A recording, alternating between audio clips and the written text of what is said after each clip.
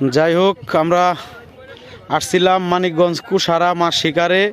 এই যে দেখেন শিকারীরা বসি খাচ্ছে না, সেই কারণে সবাই বসি তুলে তুলে চলে যাচ্ছে। এই যে দেখেন মালিকের সাথে কথা বলতেছে, আমরা বলি এক কথা, মালিক বলে আরেক কথা। এই যে দেখেন এই জায়গায় কোনো মাছ নেই, বাংলা মাছ বলতেই নেই। এই যে দেখেন এক শিকারী বসে আছে, মন খারাপ।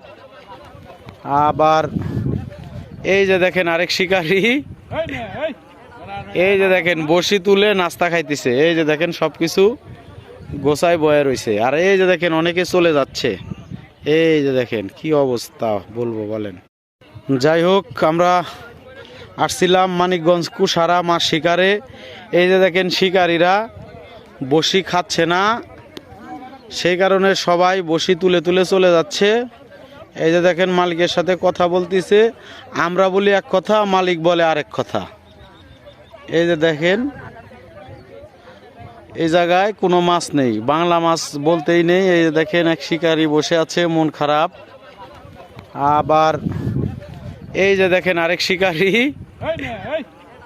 এই যে দেখেন বসি তুলে নাস্তা খাইতেছে। এই যে দেখেন সবকিছু গোছায় বয়ে রয়েছে। আর এই যে দেখেন অনেকে চলে যাচ্ছে। এই যে দেখেন কি অবস্থা বলবো বলেন।